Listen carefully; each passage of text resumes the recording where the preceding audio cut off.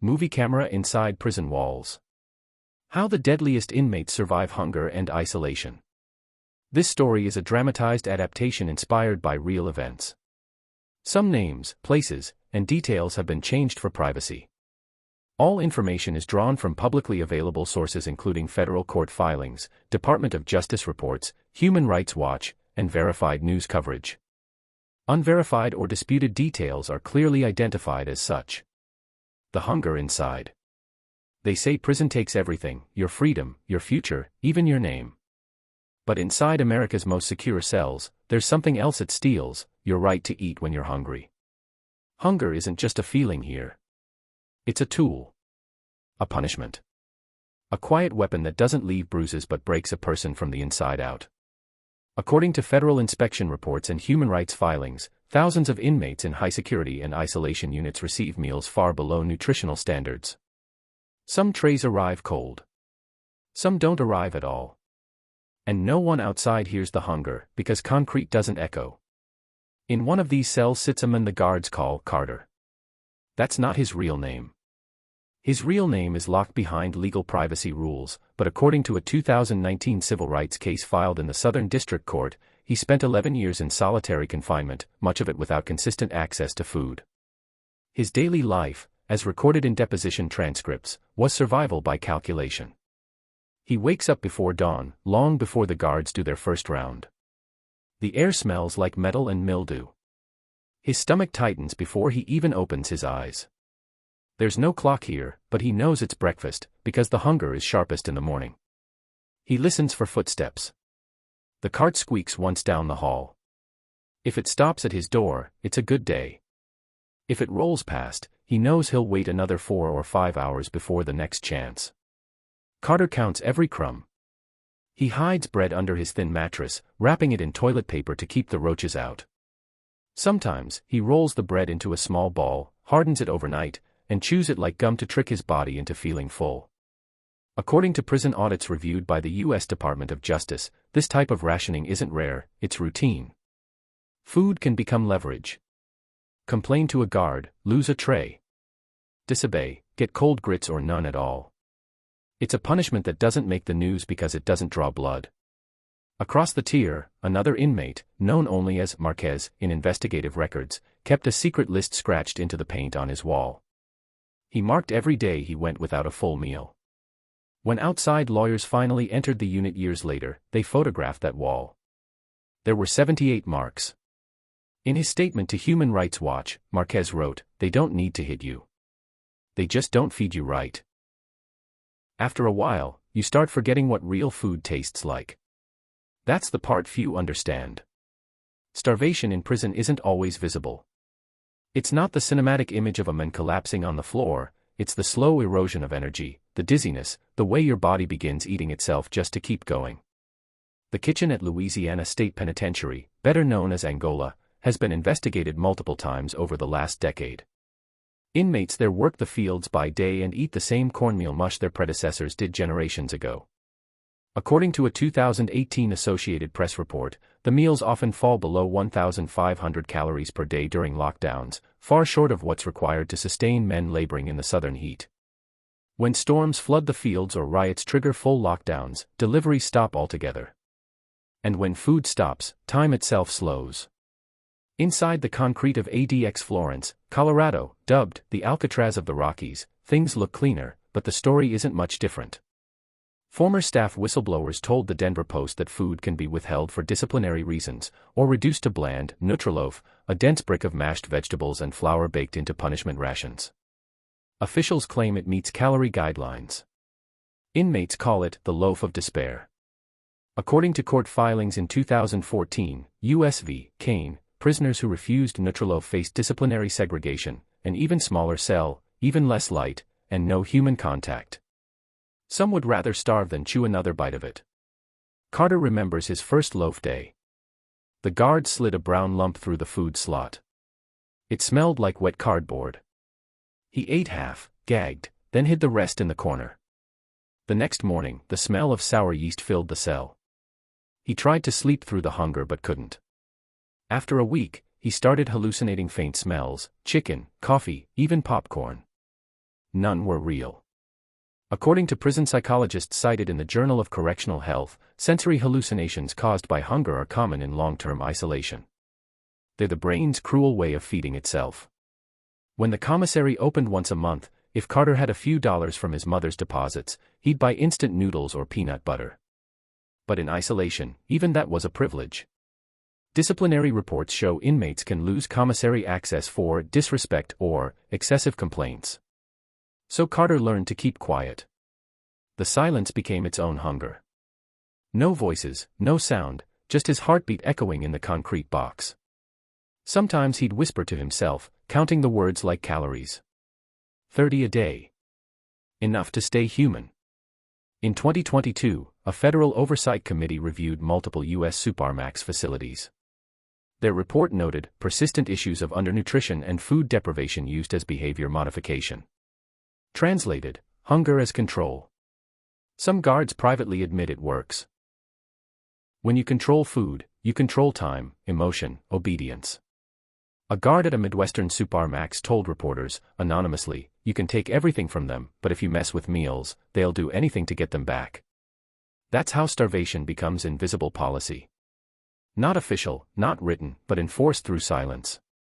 There's an unconfirmed story that circulates among inmates in multiple states, a kind of legend about the 4-day test. According to prisoner letters compiled by a nonprofit legal group, some officers test new arrivals by skipping their trays for several days to see how they react. If they scream or bang on the door, they get labeled disruptive. If they stay quiet, they're manageable.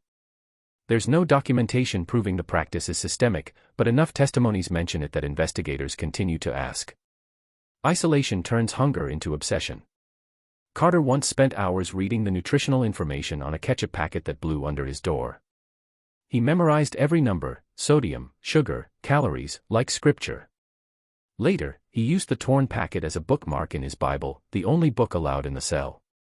"Man shall not live by bread alone," he whispered, trying to laugh. It came out as a dry cough. Food in prison is supposed to be standardized.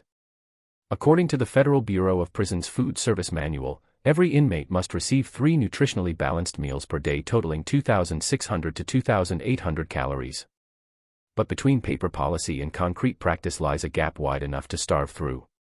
Budget cuts, staff shortages, and supply chain failures all play their part. In 2020, multiple facilities reported skipping hot meals entirely during COVID lockdowns, switching to cold bologna sandwiches for weeks. Some inmates saved mayonnaise packets to mix with water and drink, because it was the only fat they could get. And yet, hunger doesn't just punish, it unites. In those rare moments when doors open for shower rotation, prisoners whisper recipes through vents. They describe how to turn ramen crumbs into prison lasagna, using crushed chips and tap water cheese powder. It's absurd, but it's survival. A kind of resistance against the system that wants to strip away choice. One of Carter's neighbors, according to internal grievance forms, saved every piece of fruit he got for months. He fermented it under his sink using sugar from Kool-Aid packets. It wasn't about getting drunk, it was about making something. Something human. He said, "They can feed me garbage, but they can't take the taste of freedom out of my mouth." When human rights inspectors finally entered the unit in 2021, they took notes on cracked walls, mold, and missing meal logs. But hunger doesn't show up well in photographs. By then, Carter had lost 42 pounds. He was transferred to another facility shortly after, part of a mass move to reduce solitary confinement durations.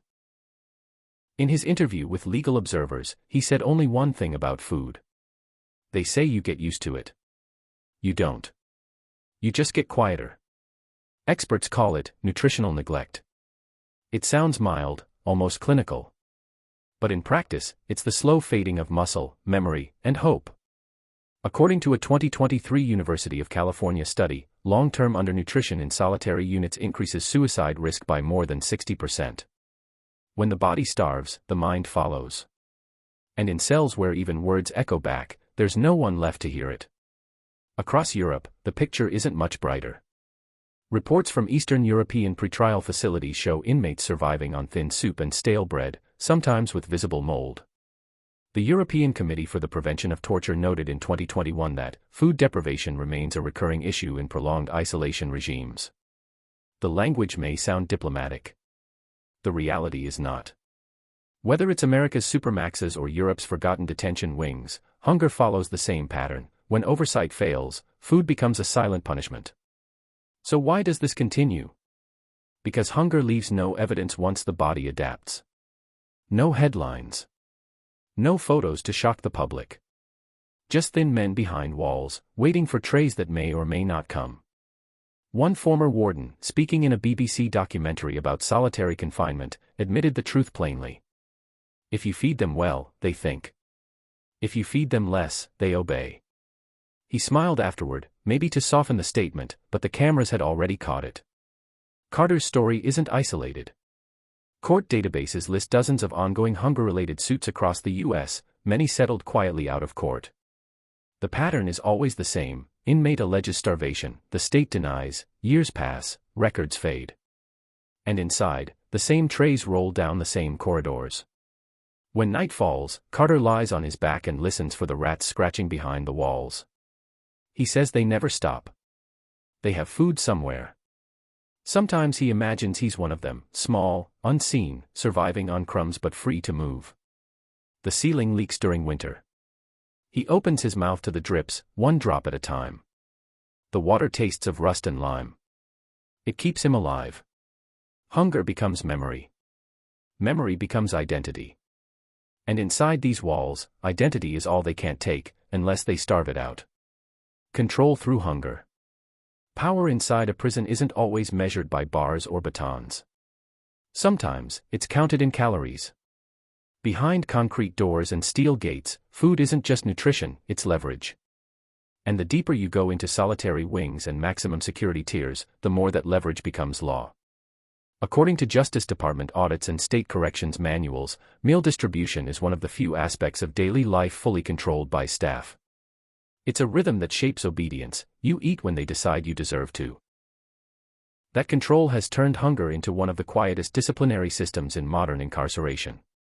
In 2003, an internal memo from a Midwestern state prison, later obtained through a Freedom of Information Act request, described modified meal programs as an effective behavioral incentive.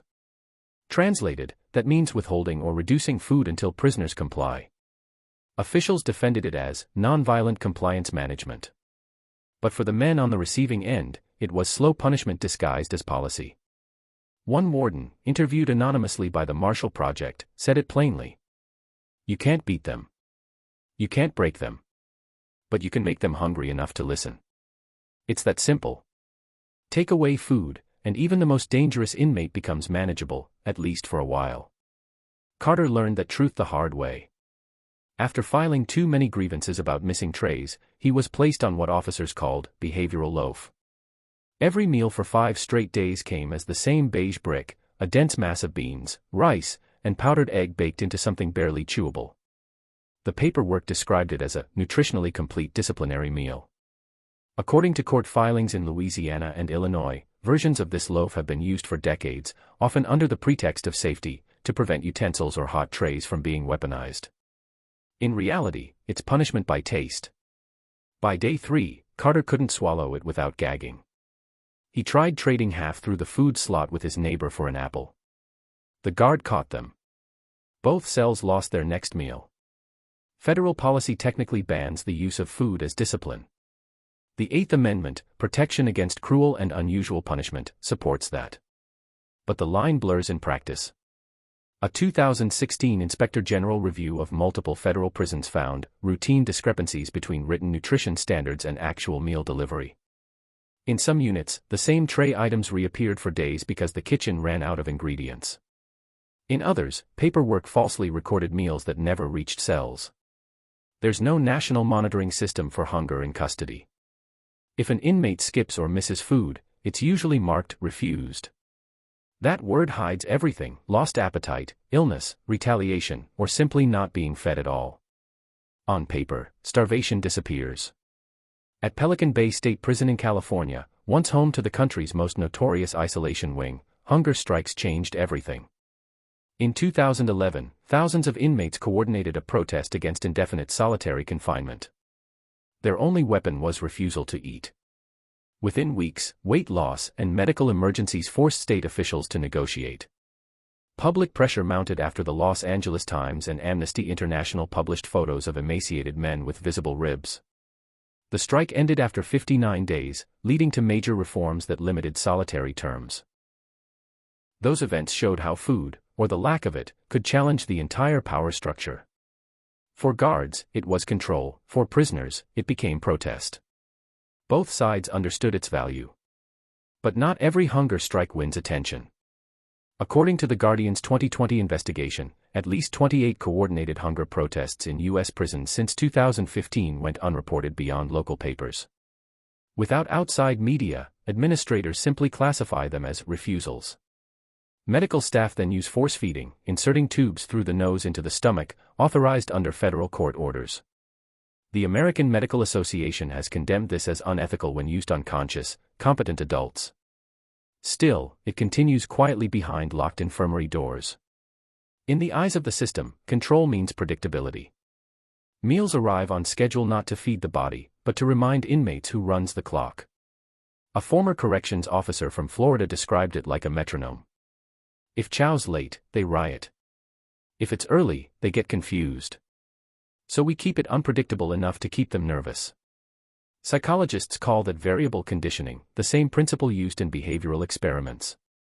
Unstable reward schedules create dependence. When inmates never know whether food will come hot, cold, or at all, they adapt by obedience. Across the Atlantic, similar patterns surface. A Council of Europe report in 2022 cited multiple facilities where officers deliberately served spoiled or minimal portions to maintain discipline.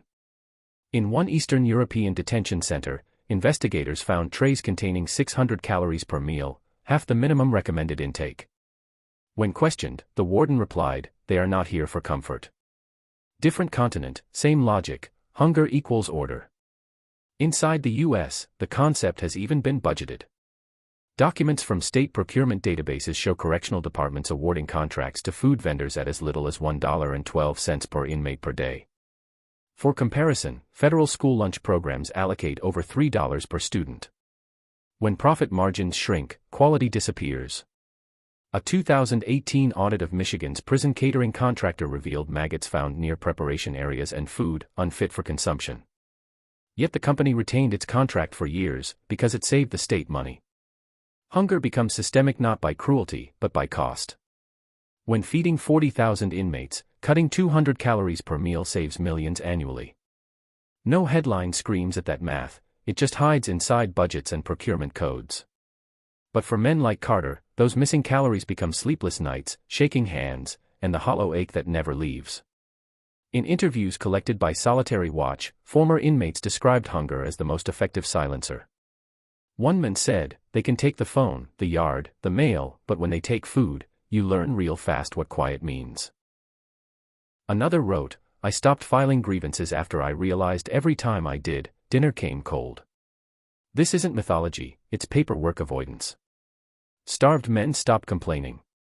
And a quiet prison looks successful on reports. There's also the psychology of worth. Inmates ranked as high risk or violent often internalize the message that they deserve less. A clinical study by the Journal of Prison Health in 2019 found that chronic underfeeding increased symptoms of depression and submissive behavior, creating what researchers called institutional learned hunger. Essentially, the body becomes trained to accept scarcity as normal. It's survival, but it's also surrender. Carter remembered when his mother visited after years apart. Through the thick glass, she asked if he was eating. He smiled, lied, and said, "They feed us fine." The truth sat between them like a wall. He couldn't tell her that he licked condensation off the sink to fight dizziness. He couldn't say that every night he dreamt of French fries. He just watched her cry and pretended not to notice. Afterward, the guards strip-searched him and threw away the snack she'd brought for his next visit. Contraband, they said. He watched the small bag of cookies hit the trash. The sound was louder than any cell door. Inside the bureaucracy, hunger hides behind language. Policies speak of caloric adjustments, restricted diet programs, or behavioral nutrition protocols. Each phrase sanitizes suffering. Each one turns pain into paperwork. An internal document from a southern state facility described the restricted meal regimen as a humane alternative to restraint. But when public defenders later obtained medical logs, they showed multiple inmates losing over 20 pounds in a month. No violations were recorded, the report concluded, weight loss consistent with stress adaptation. That's what control looks like in official form, starvation labeled as stress. Yet hunger doesn't always suppress rebellion. Sometimes it sparks it. In 2021, inmates at a Texas supermax staged a week-long protest after repeated days without full meals. Videos smuggled to the outside showed trays containing a slice of bread, 2 spoons of beans, and colored water described as juice. After public backlash, the Department of Criminal Justice called it temporary supply shortage. But internal emails later revealed budget reallocations to private food contractors during the same period. Hunger, once again, had a price tag. Medical staff often become the last witnesses to starvation. Nurses chart low blood pressure, fainting, and nutrient deficiency, but they can't challenge custody decisions without risking their jobs. One anonymous nurse told NBC News, "We treat the dizziness, not the cause. If they say he refused food, that's what we write." That line keeps reports clean and careers safe. The control extends beyond prison gates. Parole boards review disciplinary histories. Refusing meals counts as misconduct. So when inmates protest hunger by skipping trays, they damage their own release chances. It's an impossible choice: eat and stay silent, or starve and stay longer. Power at its purest form, invisible, self-enforcing. Technology was supposed to help. Digital meal tracking systems now log tray delivery times, caloric totals, and inmate signatures. But in practice, staff can mark meals as delivered with a single tap. No camera, no verification. When watchdog groups requested those records, many states cited security exemptions. Hunger, once more, disappears into data. According to a 2023 Human Rights Watch summary, at least 9 U.S. states still permit disciplinary diets resembling nutraloaf. In some, the recipe includes cabbage, flour, and powdered milk baked into a 900-calorie block. Administrators claim it prevents self-harm by removing utensils. But nutritionists note it causes severe constipation and dehydration after days of repetition. For Carter, that loaf symbolized the system itself, tasteless, heavy, and impossible to swallow. Power also lies in small kindnesses. Guards sometimes slide extra sugar packets or an orange through the slot. Not out of mercy, but control. That gesture binds inmate loyalty. Tomorrow they might inform, trade, obey. Carter once said the sweetest taste he remembered from prison wasn't candy, it was a single slice of peach from a guard who whispered, "Be good today." He kept the syrup packet for weeks, sniffing it like perfume when hunger came. In behavioral economics, there's a term, scarcity loop. When a resource becomes limited, the brain fixates on it, neglecting everything else. Prisons exploit that instinct. When every thought revolves around the next meal, rebellion fades. That's why hunger works better than fear. Fear ends when the threat passes, hunger renews every few hours. During a 2020 congressional hearing on prison reform, one expert witness testified. "We measure compliance by silence, not well-being. Hunger makes silence easy." Few lawmakers asked follow-up questions. Food budgets rarely make headlines compared to security upgrades or drug treatment programs. Steel gets votes, soup doesn't. Still, cracks appear. Grassroots groups like Feeding Justice and the Prison Food Project now publish nutritional audits, comparing prison menus to federal dietary guidelines. In several states, they exposed caloric shortfalls exceeding 800 calories daily. After public release, departments promised reviews but rarely changed vendors. Transparency costs money, secrecy saves it. For inmates, hope sometimes arrives in letters, photos of family barbecues, handwritten recipes, magazine clippings of burgers. They tape them to walls as goals, fantasies, or torture, depending on the day. Carter once said those images helped him remember flavor. He'd close his eyes and imagine salt, heat, grease, sensations the cell could never erase. That imagination became rebellion. Because inside a place built to erase desire, craving itself is resistance. Control through hunger doesn't end when the sentence does. Former inmates often leave with damaged digestion and lifelong anxiety around food. A study from the National Institute of Health found elevated rates of binge eating and malnutrition among ex-prisoners who spent years in solitary. Freedom doesn't cure the memory of starvation, it just changes the setting. Carter, after release, admitted he couldn't eat in restaurants. He'd pocket half the bread rolls and hide them under his pillow at home. His wife once found a bag of sugar packets in his dresser. He smiled and said, "Just in case." Control, it turns out, isn't about taking food away, it's about teaching someone to fear its absence. That fear lingers long after the gates open. It's the perfect prison, portable, invisible, and permanent. Disclaimer. This story is a dramatized adaptation inspired by real events. Some names, places, and details have been changed for privacy. All factual references come from public court filings, Department of Justice audits, Human Rights Watch, Amnesty International, the Marshall Project, and verified news investigations. Unverified or disputed details are clearly identified as such. The breaking point. There's a moment when hunger stops being about food. When the body gives up the argument, and the mind starts to melt in silence. Inside the world's toughest prisons, that's where control reaches its peak, when starvation rewrites who a person is. Carter reached that moment in the 7th year of his isolation. He had grown used to counting meals instead of days. His ribs pressed against skin like prison bars beneath the surface. The mirror above his sink had long since been removed, for safety, they said, but he could still see himself in the reflection of the stainless toilet. A ghost looking back. Medical records later filed in his federal case show his weight had dropped to 128 pounds on a frame built for 180. He complained of dizziness, numb fingers, and constant chills. The prison nurse marked it non-acute. In that single word, the system declared he wasn't dying fast enough to matter. According to National Institutes of Health data, prolonged undernutrition weakens the immune system and shrinks gray matter density in the brain. In isolation, that deterioration accelerates, no sunlight, no movement, no sound. Doctors call it metabolic shutdown. Inmates call it the fade. Carter described it later in an affidavit. You stop feeling hungry. Then you stop caring if you eat. The quiet gets louder than the pain. That quiet is what breaks most men, not the emptiness of the stomach but the emptiness of sound. Across the tier, another prisoner, pseudonym Reeves, began keeping a food diary written on soap wrappers.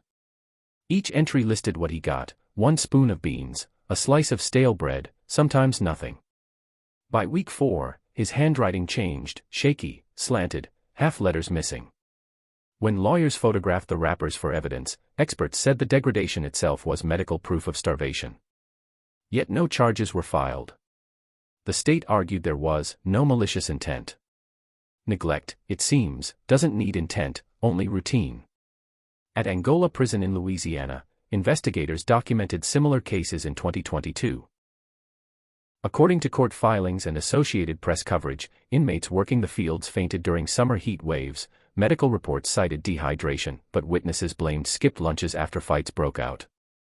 The warden denied systemic abuse, calling it operational stress. The phrase hides everything: heat, hunger, exhaustion, behind bureaucracy. Inside solitary, the body becomes currency. When there's nothing left to trade, men trade themselves. One former inmate told the Marshall Project, "I'd do chores for extra salt packets. I'd clean toilets for ramen dust." That's the economy of starvation, built on crumbs and desperation. Hunger attacks judgment before it attacks flesh. Psychologists at John Jay College found that severe caloric deprivation in confined environments increases aggression by 90%. It's chemical: the brain's serotonin levels crash, decision-making unravels, and paranoia blooms. Guards interpret the aggression as defiance, punishment follows, often loss of meals. It's a loop that feeds itself. Carter remembered a neighbor who screamed for hours after missing dinner 3 nights in a row. They said he bit his own arm just to taste blood. When officers arrived, they strapped him down and called it self-harm behavior. He was transferred to psychiatric observation. No one mentioned the hunger. Starvation doesn't always end with violence. Sometimes it ends with surrender. A 2018 University of Michigan study on long-term isolation noted that nutritional fatigue, the gradual acceptance of deprivation, often precedes suicide attempts. When the body stops protesting, the mind follows. In the disciplinary logs of one Southern Supermax, a line reads: "Inmate refused meal, later found unresponsive. No cause of death listed. Just a date. Just another statistic in a file cabinet." When activists demanded transparency, prison spokespeople cited security restrictions. According to Human Rights Watch, fewer than 10 U.S. states publicly release inmate death causes in real time. Behind that curtain, starvation deaths can vanish, coded as medical complications. And once buried in bureaucracy, no one is accountable. Outside those walls, families fight with silence. Carter's sister sent letters every week. She never got replies. Years later, when he finally saw his release paperwork, he discovered her mail had been withheld for security screening. Inside, he thought she'd stopped writing. Outside, she thought he'd stopped caring. That's what hunger does, it eats connection too. In 2020, during pandemic lockdowns, prisons across the world tightened rations. In Illinois, court documents revealed facilities that reduced portions by a third to maintain inventory control. Inmates received cold peanut butter sandwiches twice daily for weeks.